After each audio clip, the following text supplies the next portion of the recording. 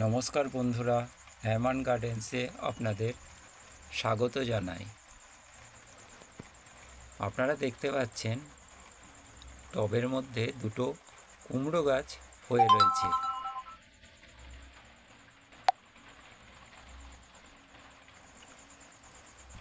আমরা অনেক সময় ভালো কুমড়োর চারা আর শশার চারা, যে কোনো বীজ আমরা যখন প্রতিস্থাপন করি মাটিতে, তখন দেখতে পাই যে 5টা 6টা বা 10টা লাগালে, মানে প্রতিস্থাপন করলে অঙ্কুরোদ্গম সব কটাই হয় না।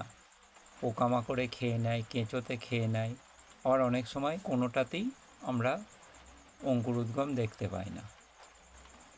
এর থেকে মুক্তি পেতে কিভাবে আমরা কুমড়োর বীজ বা লাউয়ের বীজ বা যে কোনো বীজ ঘরে অঙ্কুরোদ্গম করে সেটা সফল হব সব কটা বীজে, সেই পদ্ধতিটাই আমি আজকে আপনাদের জানাবো। আপনারা ঘরে অনেক সময় খবরের কাগজের টুকরো বা রুমাল বা পাতলা কাপড় বা টিস্যু পেপার যে কোনো একটি ব্যবহার করতে পারেন বীজের অঙ্কুরোদ্গমের জন্য।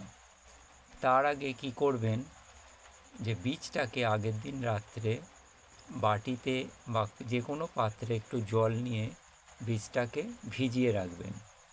সারা রাত ভিজার পর বীজটাকে পরের দিন টিস্যু পেপারের মধ্যে ভরে রাখবেন। টিস্যু পেপারের মধ্যে ভরে রাখার পর টিস্যু পেপারটা সামান্য একটু ভিজিয়ে নেবেন, বা কুমড়োর বীজ বা লাউয়ের বীজ সারা রাত্রে ভেজার পর ওই গায়ে যে জল থাকবে সেটাতেই ভিজে যাবে। ভিজে যাওয়ার পর আপনারা টিস্যু পেপারটিকে একটা বাটির মধ্যে, প্লাস্টিকের কোটো বা বাটির মধ্যে ভরে রাখবেন।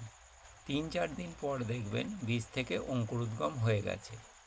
তারপর সেই অঙ্কুরটা যেই দিকটায় অঙ্কুরোদ্গম হবে সেই দিকটা আপনি টবে বা যেখানে প্রতিস্থাপন করবেন সেই মাটির নিচে ওই সাদা অংশ যে অঙ্কুরোদ্গম হবে সেটা দিয়ে মাটি চাপা দিয়ে দেবেন।